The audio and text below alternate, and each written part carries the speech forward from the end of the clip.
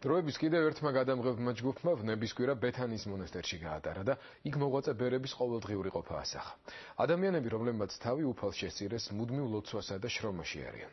ვნებისკვირა მონასტერში განსაკუთრებულად მკაცრია. ბერები ერთმანეთშიც კი არ საუბრობენ.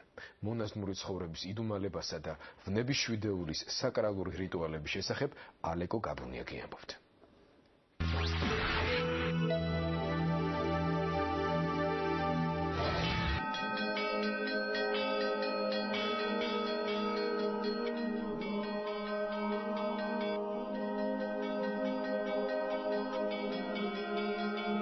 სიცოცხლე უფალს მიუძღვნეს და ახლა მასთან სასაუბროდ მიდიან.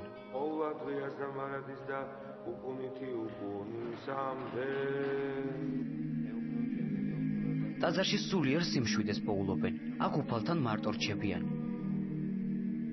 მონოზონი ნიშნავს მონო, მარტო მყოფს. დამისათვის აიჩია მამებმა, რომ გასულიყვნენ მარტო უდაბნოებში, რომ განმარტოებულიყვნენ და ლოცულობთ ჩვენი სულებისათვის და სულიერ საქართველოს სულიერი ამაღლებისათვის. მონასტრის საძმოსათვის სააღდგომო მარხვის ბოლო კვირა განსაკუთრებით მძიმეა. ვნების შვიდეული იესო ქრისტეს სამქვეყნიური ცხოვრების, უკანასკნელი დღეების, მისი ჯვარცმისა და დასაფლავების გახსენებაა. ამ კვირის ყოველ დღეს დიდი ეწოდა. ვნების შვიდეული და ისა საჭმლის თვალსაზრისით სირთულე კი არ არის. იმისთვის სიხარულია ესა. მორწმუნესათვის ვნების შვიდეულის სიმძიმე უკვე მისი ისტორიული ქრონოლოგიური თანმიმდევრობის გამო არის. რა ხდება, რა მოხდა ამ დროს, ამას ძაფრად განიცდის ადამიანი. რამდენიმე დღე ბეთანიის მონასტერში მონასტრული ცხოვრებით კინორეჟისორმა რეზო ჩხეიძემაც იცხოვრა. ჩემ თავს ამ შემთხვევაში ვუყურებ ისე, როგორც შეიძლება იყოს საბავშვო ბაღის ახსაზრდელად მისული პატარა ბავშვი. ასე უყურებ ჩემ თავს, როდესაც ლაპარაკია მონასტერში და ეკლესიაში მისვლაზე, ლოცვაზე.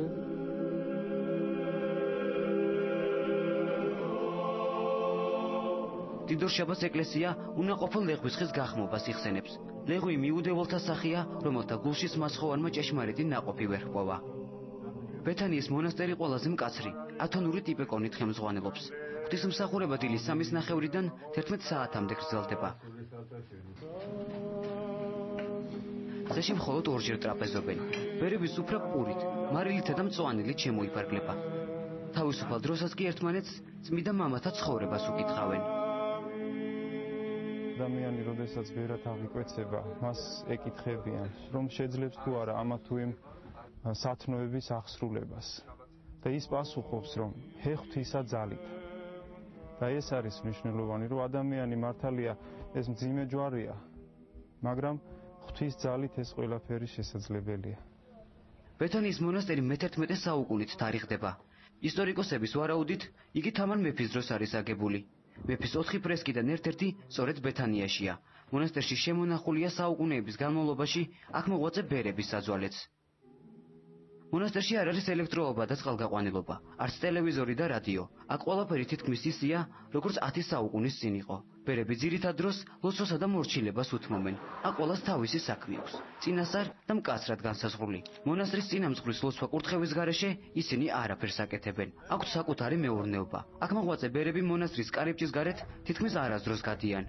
ფიქრობ, რომ მონასტერზე ძირითადად უფალზე გაქვს ფიქრი და მასზე ფიქრობ და მასთან ნაგაზი ყველა სხვა უკვე გვერდზე არის. ძირითადი მოვალეობა ახლა არის ლოცვა, კანონების შესრულება, ეს ეგ არის ძირითადი და დანარჩენი მე იმის მერე ხო რაღაც უნდა აკეთო. დიდი ოთხშაბათი, ამ დღეს უფალი გასცეს. ჩაბნელებულ ცივ ტაძარში მხოლოდ ბერების შუმი ლოცვა ისმის. მონასტერში თითქმის არაფერს ჭამენ. ამობენ, რომ ადამიანმა სულიერად ის ვნებები უნდა გაითავისოს, რომელიც იესო ქრისტემ ამ ქვეყნიური ცხოვრების ბოლო დღეებში განიცადა. რაც უფალმა ამა სოფელში ცხოვრებისას კაცად ყოფის დროს გვაჩვენა, ის ჩვენი ცხოვრების ესე იგი პრეამბულა უნდა იყოს. ის არის კაცო ადამიანის ცხოვრების, სწორი ცხოვრების წესი. მკვდარი ცოცხალი სიტყვით. ასე უწოდებენ მონაზონს. მათი ცხოვრება მხოლოდ უფალს უკავშირდება. ბერები ამობენ, რომ მათი მთავარი მოვალეობა ლოცვა, სინანული, დუმარება და მორჩილებაა. ბერიას ისვრის მარტო ცხოვრობს, ბერიას ისვისაც არაფერი გააჩნია, ბერს მხოლოდ საკუთარი თავი გააჩნია, ბევრი ცხოვრების წიგნია, ბერს ჩვენის კარი დახურული, ლოცვანი გადაშლილი, სანთელი ანთებული, ბევრი ცხოვრების წიგნია. ამ წიგნში ძალიან ბევრი წერია. ისინი უფლის გამო წუთის სოფელზე უარს ამბობენ. ივიწყებენ ყველაფერს და მხოლოდ უფალთან საუბრობენ. დიდი ხუთშაბათი. ამ დღეს უფალმა წმიდა ზიარება დააწესა და მოწაფეებს ფეხები დაბანა. ან უნდა იყო მსახური, ან უნდა იმსახუროთ. და ზუსტად საიდუმლოსერობის დროს, ფეხდბანის დროს, ზუსტად უფალი ამბობს, იმისთვის კი არ მოვედ, რომ მე მსახუროთ, არამედ ესე იგი მე გემსახუროთ. ეს არის ქრისტიანული ცხოვრების ამოსავალი წერტილი. ხუთშაბათს საღამოს 12 სახარება იკითხება. იესო ქრისტეს ვნებები, რომელიც მან ჯვარცმამდე განიცადა. სახარების კითხვისას სანთლები მორწმუნეების ხელში იმის გამოხატულებაა, რომ უფალს ღვთიური დიდება და ნათელი ვნების დროსაც არ დაუკარგავს. მონასტერი ყველაზე მძიმე დღის მოლოდინშია. როცა მეთო ყველა საშოროს და დარი ოჯახში ყავთ. იმის მდგომარეობა როგორია? ასე მგლოვიარად ხვდება მონასტრის საძმო უფლის წამებას. დღის 2 საათი. ამ დროს იესო ჯვარზე მიიცვალა. აი ამ გარდამოსვლაზე დასვენებულია ღრუბელი, დასვენებულია ლახვარი, დასვენებულია კოვზი, ყოველი ემის აღსანიშნავად გასუხდა აი ამ დღეს.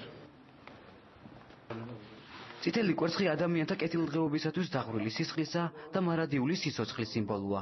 მონასტერი უფლის აღდგომის მოლოდინშია.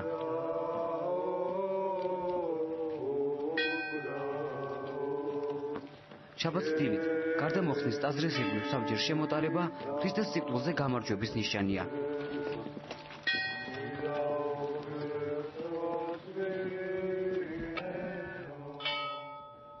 აღდგომამდე რამდენიმე საათით ადრე ტაძარი ნათელი ფერებით ირთვება, რაც ქრისტეს საფლავთან მდგომ ანგელოზებს განასახიერებს.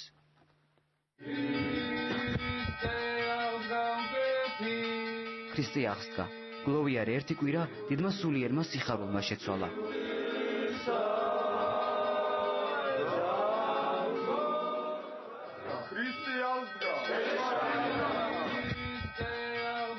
ცარიელი ტაძარი უფლის ცარიელს საფლავს განასახიერებს.